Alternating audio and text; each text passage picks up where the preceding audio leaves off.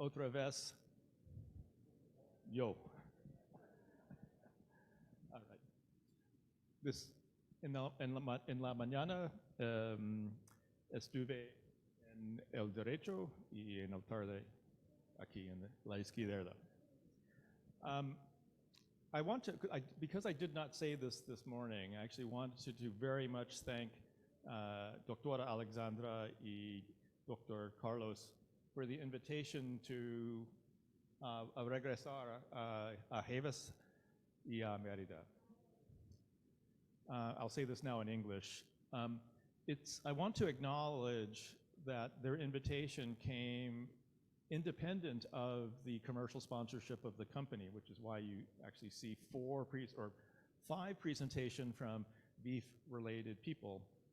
But the 3 presentations I will give this weekend, 2 today and 1 tomorrow, are actually at the invitation of my colleagues from Gavis. And in this regard, I actually speak less as a VIF representative and more as an invited plenary. And for that, I am immensely grateful for the opportunity and the recognition to have so much of your time here this weekend. Okay? And again, this is my clock, so bear with me. So this afternoon, I get to give a survey partly based on the current science and current medicines, partly based on my hopes and aspiration for the future. And in doing so, talk about new medicines, new strategies for both treatment and prevention of HIV. And this will come from a very science background, but I hope that, as I discussed a little bit this morning, to the question, that I will infuse a very healthy dose of Denver principles, health, human rights, and humanism into why we discover medicines and how we discover medicines. Okay? So we'll talk about new medicines and new strategies. Once again. Yeah. Okay. So as I said, I do work for VIF. And I actually now, because I've been with the company long enough, I actually have some stock in GSK. And for full disclosure, I'm now recently on the board of directors of a organization in the United States called the Wellness Equity Alliance, where we work on promoting equity and access to public health initiatives, primarily in the United States, in low-income communities, but also in other countries around the world. Okay, so this is what I'm going to talk about. And it's a projection of where it's a projection that starts from where we are today, or where we have been, especially for the older doctors in the room. But for the younger faces, and I see some younger faces on this side, I'm looking at you especially, because you are younger than me, that it's important to know where we came from to know where we are and where we may go. Okay? So we'll talk about this from the perspective of fewer medicines, fewer doses, and fewer doses for both treatment and fewer doses for prevention. And then we'll talk about taking care of people who have some of the most challenging virus to take care of. These are not challenging patients, they're challenging virus, and that is virus that is drug resistant or multi-drug resistant. Okay? So to doing so, I think it's important to recognize that we have come a massive way since I was a first-year medical student in Manhattan in 1983, when the first cases of gay-related cancers were observed and the first cases of gay-related immunodeficiency. In the early days of 1987, when our colleagues at the company we now call VIF discovered the first HIV drug in zidovudine, 1987. So since 1987, medicines have gotten better and better. And doing so has done some very, very remarkable things. We, of course, now have single tablet regimens. We have proven safety, proven tolerability. And when that science is matched with an understanding of the humanistic needs of community, and understanding how the challenges of getting tested and getting into care are addressed, we make medicines available around the world. One of the most amazing accomplishments in science was bringing those medicines to all countries in the world, to all people living with HIV, and that happened at World Health Organization in 2015, just 8 years ago. Okay? The consequence of this is that a disease that was once nearly uniformly fatal is now has access to treatment, where about 70% of all people worldwide with HIV are on treatment, on modern treatments. The result is a 40% reduction in global mortality. And really only in the last 15 years, as medicines became more available. And the consequence of that is that in countries where medicines are consistently available, life expectancy now is essentially unaffected by HIV. This is the only disease state in all of medicine where medicines restore normal life expectancy. So if you're an HIV provider, the promise of what you offer is unlike any other aspect of medicine. Full stop. So personal information, I have hypertension, I have severe asthma, and my life expectancy is shorter than my patients with HIV. Mind-blowing. What we have achieved with standard of care regimens now is that more than 90% of people are able to achieve treatment success, virologic suppression that's durable. We have taken a disease which was frequently, not always, but frequently transmitted sexually, and we now know that treatment is prevention. Prevention of disease, prevention of illness, and prevention of sexual transmission. U equals U. Dr. Marco, I actually meant to have my U equals U t-shirt this afternoon. Okay. So this has led many people, including me, to propose the idea of ending epidemic death from AIDS in our professional careers very soon, hopefully before I retire. Okay. Something that was inconceivable just 10 years ago. 10 years ago, viral load tests were not available in most countries around the world, and now it is. 10 years ago, treatment was not available for all people with HIV in most countries around the world, and now it is. So it will be your charge to make sure, to ensure that we deliver this in Mexico pronto. Okay? And so until there is a cure, we have massive scientific advances, treatment advances, and so on. But I want to give the perspective of what is left to do. And so until there is a cure, we should eliminate unnecessary death from HIV. We should eliminate unnecessary transmission from mother to child. And for those people living with HIV, we must have an increasing awareness of the long-term impact of the very medicines that we give to prolong life. We should be aware of the mental health, behavioral health of the people we take care of, things that are not necessarily addressed directly by medicines. We need to be aware of the fourth 90 or 95 in quality of life. Not just aware, but we need to be actively thinking about how we should be measuring and improving quality of life, because we know that people with HIV have lower quality of life than the general population, even when healthy and virologically suppressed. As I mentioned, we need to understand that some populations of people with HIV have limited treatment options. I mentioned people with drug-resistant HIV. I reject the term highly treatment experienced because you can be very highly treatment experienced with wild-type drug-susceptible virus, and that's very different than someone with multi-drug resistant, multi-class resistant virus. And one thing I'm particularly proud of representing VIV is the efforts around improving access to, improving medicines for pediatric HIV.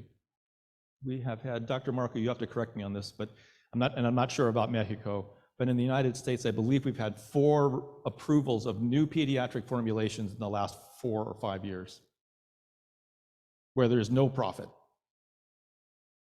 But only because it's important, because kids don't have access to the great drugs that adults have. Okay?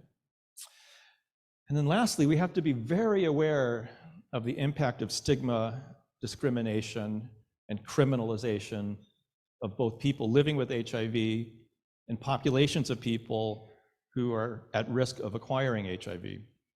Because this prevents the benefits of all the access to science and technology that leads to normal life expectancy. Okay? And stigma is pervasive, and again, an area for another lecture, perhaps Dr. Barrera, you can have me come back and talk about the physiologic impacts of stigma, okay? All right, so that's my preamble, the introduction. But really, to me, the most important piece of this is to understand why we do what we do, right? It's to restore health, it's to restore life, and perhaps improve quality of life with biomedical tools. So with that biomedical tools, of course, you're now aware that one of the most revolutionary changes in the way we think about the ability to treat HIV is the ability to not only use 3 drug therapies, but to actually use 2 drug therapies. So this is an older slide because it actually represents the time at which treatment guideline organizations around the world, in Europe and in the United States especially, and increasingly with other countries around the world, have embraced what was once considered wrong. It was once wrong.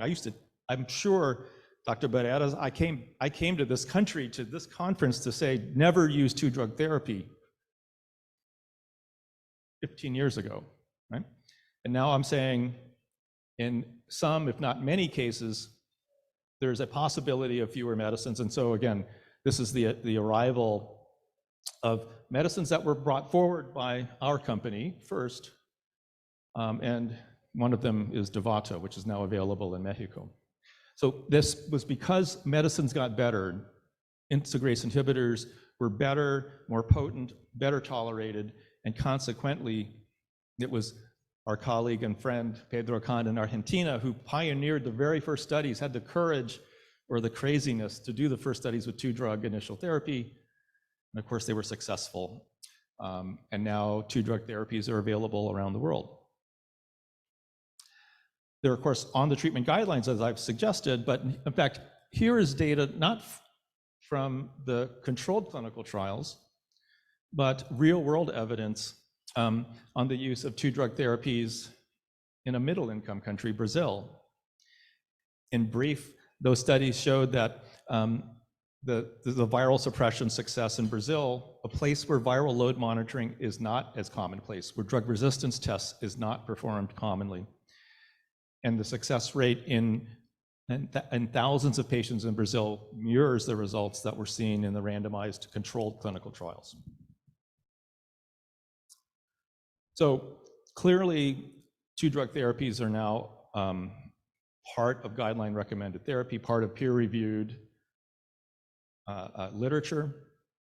We now have 3 different 2 drug regimens that are approved for use in the United States, 2 oral, and one that I'll mention in a moment is long-acting injectable 2 drug therapies. So the future, at least from our company, but I think that this is a forecast of the future of development of HIV medicines, is using fewer medicines. We were doing monotherapy studies from the very beginning, hoping that 1 drug would work. We're not yet there. Okay. So why do we do this? Why do we explore fewer doses? Is it because it leverages VIF's assets? Perhaps. I think the most important reason to consider this, though, is not what VIF thinks or what shareholders of a company think, but in fact, what do patients think? What do people living with HIV think? And they think about fewer doses, but they also think about, fewer medicines, but they also think about fewer doses. And so these were studies that I helped direct, called the Positive Perspective Studies, where we asked 2,400 individuals in 24 countries around the world, including Mexico, would they prefer taking a medicine less than once a day? And the answer was over half said yes, if that was available without compromise to viral suppression or health and such, that yeah, I would prefer to take this. And the things that, why did they want to prefer this was shown on the right side, fewer side effects, people people hide their HIV medicines to prevent unplanned disclosure of their health status. People were concerned about missing doses of medicines. Right? So a substantial number of people in these studies around the world said that they missed 2 or 5 doses a month. Okay? And these are people who are successfully on treatments. So you can imagine what you might extrapolate to people who are not yet on treatment. I think that, and one important takeaway from this that is not shown on the slide, you might imagine that the results of the study might be different in Mexico than Japan or South Africa or Russia or France. But in fact, while the numbers differed, the answer was the same. So this means that people living with HIV around the world actually experience the same problems in interfacing with their health systems, their medicines, stigma and discrimination.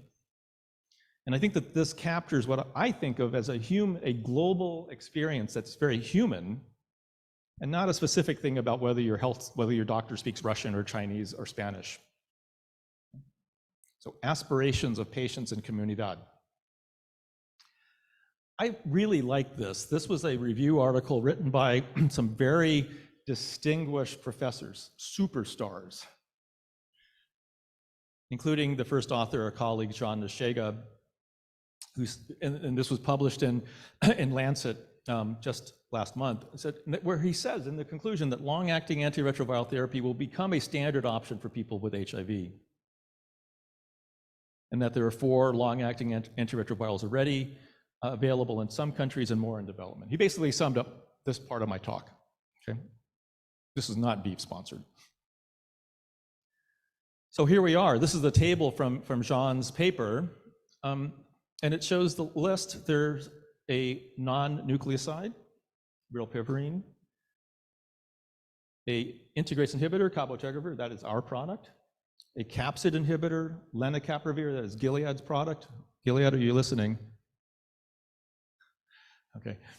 And one broadly neutralizing antibody is isolizumab. And so they already speak to what has been a decade or more of discovery in long-acting from 4 different companies, by the way. Okay.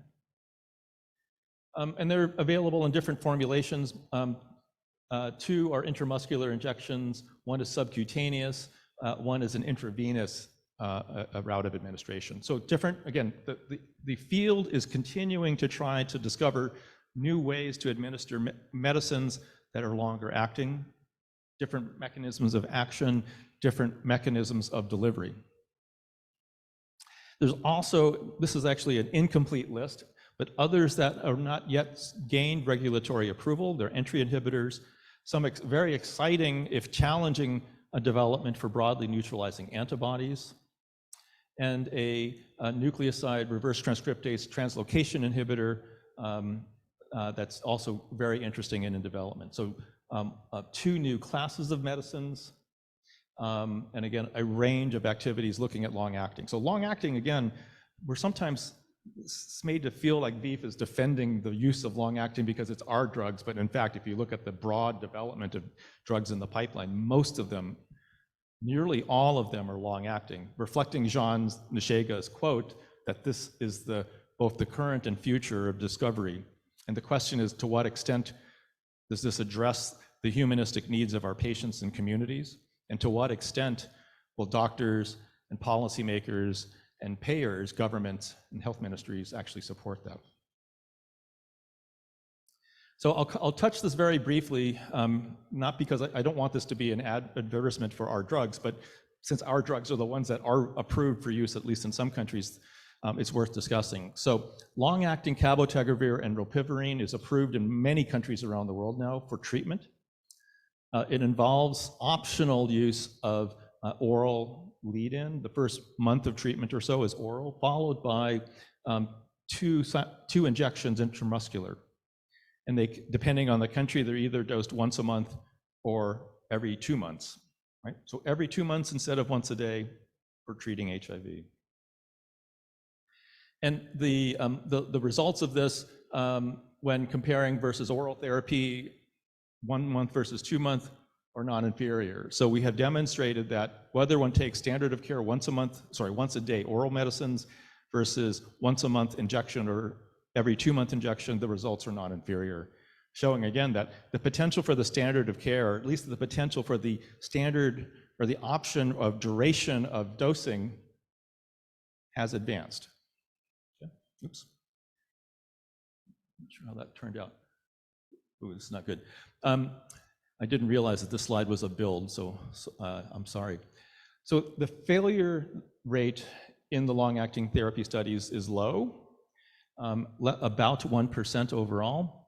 These are the number of participants in the study and the number with confirmed virologic failure in 3 separate randomized clinical trials.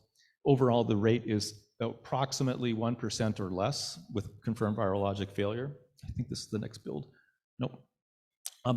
A difference in these studies is that there's a small number of individuals who do develop drug resistance, and the reason for this is a bit confusing because they're getting directly observed therapy, and you would think that all of the problems with drug resistance and treatment failure is due to patients not taking their medicines. And here we have taken that factor out of the equation in the study. Okay.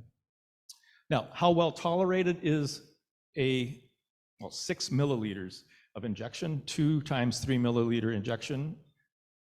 Well, this is the most common side effect in these studies were injection site reactions. It's not surprising because that's a large volume in the buttock and that will be sore, right?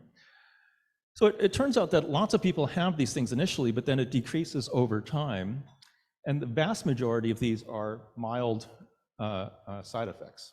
Okay? So what's remarkable, and our clinic was involved in this now for over 10 years, people actually tolerate this much better than their doctor thought it would. Okay?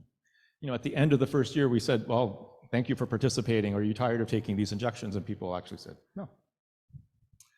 And that's still true now, 7, 8, 10 years from the first clinical trials. And most importantly, back to the humanistic piece, that at the end of the study, this was the 48-week data, when we asked patients who, some of whom had taken oral pills before, would you rather go back to the oral pills or stay on those long-acting injections? And people who had never had long-acting therapy, 98% said, no, I want to continue on the injection. Okay. Again, patient preference, that was predicted by the positive prospective studies that said that people preferred taking long-acting rather than daily oral medicines. Okay. Only 1% said, whatever. Only 1% said, I'd rather take the pills. All right. So most recently, we presented data at CROI on a study called SOLAR. This is the study that randomized virologically suppressed people who were on Biktarvy. So my Gilead friends compliments on Biktarvy because it really is one of the best 3-drug single tablet medicines for initial therapy for HIV. Right? Certainly, I think they can fairly argue that it's the best. So how does 2 monthly injections compare to the best daily oral 3-drug regimen? And that's the randomization of the study. I'll show you the results. It was non-inferior. And this is surprising because if you're already taking a medicine, you're probably tolerating it really well. And anytime you switch people to a new medicine, you will see a small percentage of people who simply don't tolerate it. The 1 or 2% who have injection sites they don't like.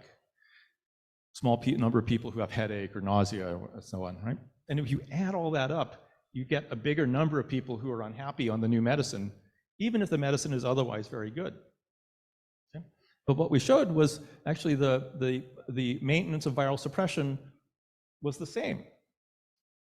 And the secondary endpoint of retained suppression was the same.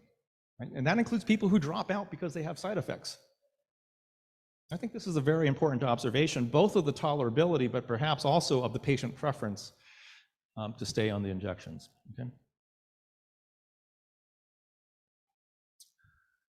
And of course, at the end of this study, remember, everybody on the study had been on Biktarvy for many months. 90% at the end of the study said, I prefer on the long-acting, just like what we saw in the earlier randomized studies for cabotegravir rilpivirine, and just as predicted by the positive perspective studies that didn't involve treatments. Okay? So people don't like taking daily medicines in general. They don't, and they especially don't like taking them for HIV. And again, here's the first large study to look at this question. Okay?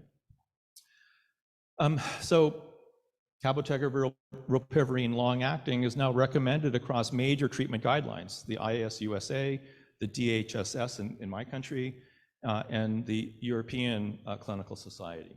Okay? So recommended for people who are virologically suppressed, who don't have evidence of resistance to either of the two drugs, and recommended with strong grade of recommendation. So let me point this out, the recommendation from the DHSS, the US treatment guidelines, is A1. So what A1 means, the recommendation comes with the strongest strength of the recommendation from the guideline panel. And the 1 means it comes with the highest quality of science to support the recommendation. So that's the highest recommendation, highest grade of recommendation that a panel can make. Okay? So the evolution of therapies, both from a scientific perspective, but also from a humanistic perspective. Sorry, I need my clock. Okay, but plenty of time. Okay, so let's talk, so I've talked about fewer drugs, fewer doses for treatment. Now we'll talk about fewer doses for prevention. Okay? So by now you're very aware of the HPTN studies, two different studies, 083 and 084, landmark studies to look at long-acting prevention compared to standard of care, which is TDF-FTC. This is the data from 083, a huge international study conducted both in high-income and low-income countries, conducted both in the Americas, Europe, Africa, and Asia. I should say a study that was sponsored both by Gilead and by VIH, but principally sponsored by the US government and the National Institutes of Health. So this is really unusual, where the government of one country actually funded the pivotal study that might result in the regulatory approval of a drug developed by a commercial company. And I think that speaks to the fact that, at least in my country, there was an appreciation for the potential benefit to the community, to the population of people, by investing tens of millions of dollars to do the study. So what did the study show? This is the Kaplan-Meier curve about the incident cases, the new cases of HIV in many thousands of individuals around the world. On TDF-FTC, the line blue, there was 39 new infections over the course of the study, 13 in the cabotegravir arm. That difference was very strongly statistically significant early in the study. And the reason why the number of people in the study diminishes over time was, in fact, the study was terminated because of the ethical consequence of maintaining a blinded study where one group was going to get a treatment, or in this case, prevention, that was inferior to the other. Okay. So there were 13 incident infections versus 39. The point estimate of the difference was about a 66% reduction in risk. And that was, of course, very strongly statistically significant, or to say that long-acting was superior to TDF-FTC. We don't get to say the word superior very often, except when we're talking about la comida yucateca. Took a couple of seconds for the translation, no? Okay. All right. Here is another groundbreaking study. The study design was the same as 083, but 084 was a study done in cisgender women in sub-Saharan Africa. So while TDF-FTC had studies done in both men who have sex with men, transgender women, and cisgender women, the later studies for TAF FTC were only done in men who have sex with men and a small number of transgender women. So there was a big gap in terms of gender equity in the studies and therefore gender equity in the regulatory approval.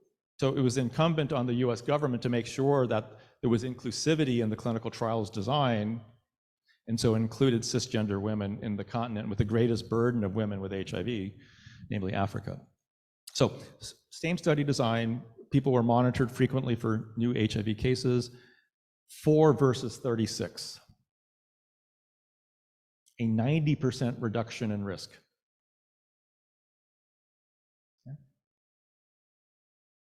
Also superior. So 2 independent studies conducted in 2 separate clinical trials with 2 separate patient populations, both of whom conclude superiority in a randomized blinded clinical trial. Okay. And of course, this led to not just regulatory approval in the United States, but it also led to guideline inclusion. Here's the inclusion from the US guidelines. We say that we added a new recommendation of cabotegravir PrEP, and this happened before the drug was even approved by the US government. So the US Public Health Service recommended long-acting PrEP before regulatory approval, I believe the first time that this has ever happened. Also an A1 rating. And of course, these studies continue. This is a summary of presentations at major conferences over the past, well, this is 2 years.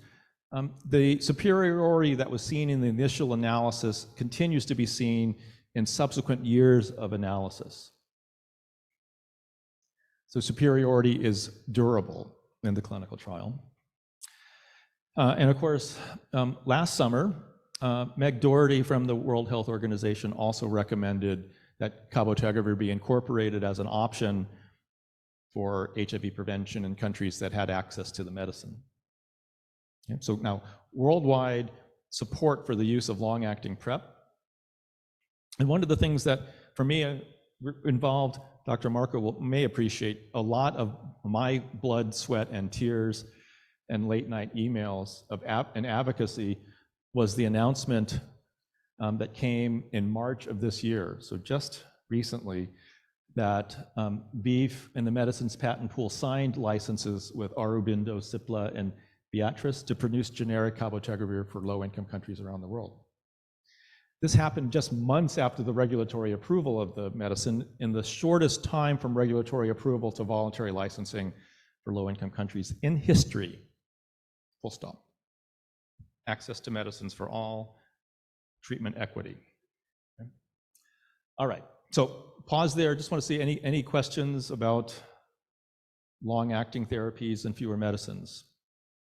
Seems like there's substantial evidence that this is at least where the direction of some of the innovation in the biopharma discovery is going. Okay. So let me wrap up at least the next section and maybe most of the talk to talk about new agents. We talked about some of those new agents already, but we'll focus it really in the direction of people who have virus that is drug resistant. And the first of them that I'll talk about is one that our company developed in partnership with then Bristol Myers Squibb, and that's fostemsavir. This is an HIV attachment inhibitor, and this medicine works by binding to free circulating virus. This is a diagram of the virus and the GP120 proteins that decorate the outside of the virus, and temsavir, which is the active component of fostemsavir, binds to that part of the virus. So it doesn't work intracellularly. It only indirects affect binding of the virus to the cell, but it actually binds directly to free virus. And that is distinct and different than the medicines we otherwise use. So this has been a drug that had been in development for many, many years. This is just a quick schematic of the phase 3 clinical trial that showed that you can suppress virus with a new drug, a new drug with a new mechanism of action. What's remarkable about this study is that they enrolled people with very highly drug-resistant virus. But perhaps more remarkable, just shown on this curve, or this graphic, is that people had remarkable increases in their CD4 cell counts. When people with advanced disease had very remarkable increase. So there was a randomized and non-randomized cohort, two different parts of the study that I won't go into details about. But here's a CD4 count increase over 240 weeks, and it's 250 to 300 cell increase in people with very advanced disease. And that happened very rapidly. So around 100 cell increase in the first year.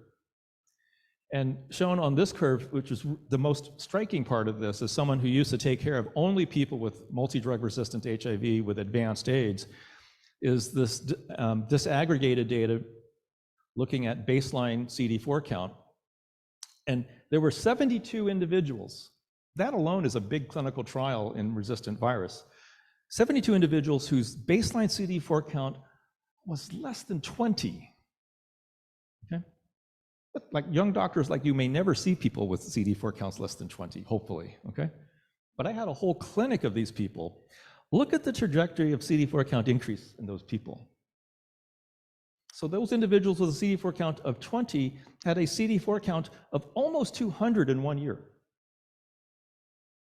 When I first saw this data, I was actually, in the presentation room, I was weeping, because what that meant to my patients who were still alive, and what this might have meant for my patients who died because this drug wasn't available.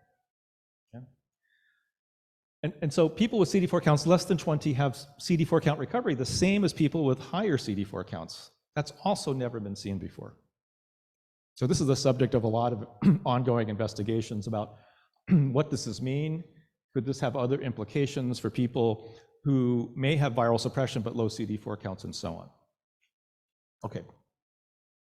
Now, our colleagues from Gilead have been working intensively on a new mechanism of action called capsid inhibitors. Capsid, of course, is the thing that coats the virus. And there are multiple steps in a schematic fashion about how capsid formation actually happens. And it looks like lenacapavir inhibits multiple steps of capsid formation. And it gained regulatory approval in the United States last August, so not so long ago. And again, that approval is for people with multi-drug resistant HIV. It too is a long-acting medicine, and so it has 6 monthly treatment, so treatment twice a year. So again, the forecast is many products in the future will look at longer duration of therapy. This is some of a snapshot of the data at 1 year of treatment in the clinical trials. And the brief answer is, yeah, it seems to work, and it works regardless of whether ibalizumab or fostemsavir was being used. It works regardless of demographics or baseline CD4 count and RNA levels. And so again, this is why it got regulatory approval for treatment of highly treatment experienced people. There is some level of concern about the emergence of drug resistance in people treated with lenacapavir, and so a number of cases have been reported in the 2 different clinical trials. This is a summary of the data through last year. And some of this, but not all, is associated with inadequate adherence. Again, an area that will need further investigation and observation, and probably depends on the potency of the other components in the regimen. So if you only have lenacapavir as an active drug, that is not as good as having lenacapavir and 1 or 2 other fully active medicines. Injection site reactions, like in the story with cabotegravir, happen. There were a small number of discontinuations as well, just like we saw with cabotegravir. There's some concern in at least some of my patients' eyes who were in the studies that the persistence of nodules seems to be longer than in other experiences. All right, so lenacapavir capsid inhibitor. Other companies have ongoing capsid inhibitor programs. Okay?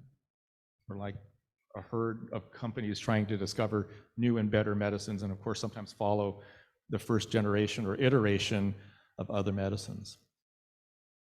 Islatravir is being developed by our friends at Merck. It's a very, very interesting molecule because it does inhibit reverse transcriptase, but it does so through a novel mechanism that prevents the translocation of the enzyme along the nucleic acid strand. And that makes nucleic acid enzymologists like me really excited, and where I can really geek out about nucleic acids and enzymes. But it's also interesting because the drug has very tight binding to the enzyme. You need very little drug to have therapeutic effect. The problem, however, is its development is on not quite complete hold because of unexpected toxicity and CD4 count lymphopenia. That seems to be dose dependent, and so there are people trying to work this out. Having said that, there was a very provocative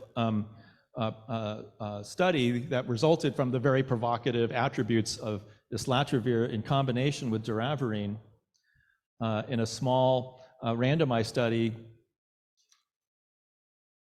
This was in the viral suppression groups, but basically doravirine plus islatravir, 2-drug therapy by Merck, also seems to maintain viral suppression. Okay? So in other companies, 2-drug therapies efforts. Broadly neutralizing antibodies. So I'm a guy that always looked at small, my knowledge base, my treatment experience base for HIV is always small molecules. Broadly neutralizing antibodies, BNAbs, or monoclonal antibodies, big molecules, or should we say biological molecules, that target, generally speaking, HIV envelope protein. They have very long half-life. They're being investigated very broadly for both treatment, for prevention, and for cure. And they're used in their studies now with 1, 2, 3 BNAbs in combination. So a lot of interest, including programs at our company. They have some limitations because they're not quite as potent. Resistance, actually pre-existing resistance, is an issue. So that, whether one needs to do screening assays to check for susceptibility first, and then still the emergence of drug resistance afterwards is potentially problematic. The issue of antibodies and autoimmunity is a nag or concern for all of the biological. But a lot of hope in this, because this is thought to be the mechanism by which we have people who have either long-term non-progression or elite suppression of HIV in the absence of small molecule medicines. And the question is can we replicate this in people who are not this way, but create the antibody-based immunity to HIV that would render them relatively resistant or it may be unnecessary to administer other medicines. Okay? And I won't go deep on the BNAbs. I'll begin to wrap up here. So back at our company, though we discovered the first HIV medicines, while we discovered the first oral 2-drug therapies, while we discovered the first 2-drug long-acting therapies, we're not done yet. And so we hope that there's more to come, more improvements in the things we already know how to do, and perhaps novel mechanisms of action that we have not yet appreciated how to do. And so this is just a cartoon to say that there's a lot that our company is working on, some of which is preclinical, some of which has now entered human clinical trials. It includes new reverse transcriptase inhibitors, including programs to try to explore islatravir-like medicines, new capsid inhibitors, new integrase inhibitors. There's a program to look at more concentrated cabotegravir, so maybe we can administer more cabotegravir and consequently give a longer duration of dosing. There's a next generation integrase inhibitor in development, capsid inhibitors in development, maturation inhibitors in development. And we like to think that the future is still bright and there's still significant opportunities to meet the needs of people living with HIV. So watch that space. One of the strategies that we have are actively pursuing is shown here. This is a partnership with a company called Halozyme. And what Halozyme, its single product is a drug called hyaluronidase, or PH20. What hyaluronidase is the enzyme that stitches together hyaluronic acid in our subcutaneous space. So when you administer a subcutaneous injection, it is generally limited by how much volume you can give and how much the skin will stretch. But if you pre-administer hyaluronidase, I mean, you all have given subcutaneous injections, right? Maybe 1 milliliter, 2 if you're really pushing, but that's about it, because otherwise people will scream, the skin will explode, and nobody's happy. You could administer hundreds of milliliters into subcutaneous space, probably by infusion, but you could imagine an injection mechanism, but hundreds of milliliters using this medication is actually already approved and used in the oncology, in oncology treatment. Okay? So imagine instead of limited by 3 cc's intramuscular, you could give 30 milliliters subcutaneously, 300 milliliters. Just, you have to imagine, because we're not doing the 300, okay? All right, so that might enable you to go from 2 monthly to 3 monthly or 4 monthly, or perhaps longer, okay? All right, so I've given you an overview of the history of how we got here, driven by asking people about where they are, what their needs are, what their concerns are, what their dreams are, coupled with very intensive basic science investment, clinical trials, clinical science investment. But the job is not done, in my opinion. We still have to deliver on 90-90-90. In Mexico, los Estados Unidos, but not in Botswana, not in Eswatini, not in Inglaterra or Francia. Okay? So delivering 90-90 is not just possible, it has been done when there is sufficient commitment to deliver on the promise of ending pandemic HIV. But from a discovery standpoint, there is still promising things for the future. We have 2 monthly dosing for medicines. We'd like to see a time, we have 6 monthly dosing now with lenacapavir, but it's only one drug, so it's best would be paired with cabotegravir or rilpivirine, which is 2 monthly, so you still have a 2 monthly frequency. But maybe someday we'll have complete treatments at 6 monthly or once annually. Maybe not injections, maybe an implant, maybe microneedles. So there's technology advancements in this space. So less frequent dosing, longer acting drugs. Of course, I talked about BNAbs, which are biological molecules rather than small chemical molecules. But that's just one branch of the biologics, perhaps other immunologic, biological-based therapies. Again, watch that space. Maybe the opportunity to administer these long-acting therapies not in the clinic or hospital, but back at home. This is what patients are telling us, because it's more convenient to administer medicines at home than going to see you or me in the clinic. Okay.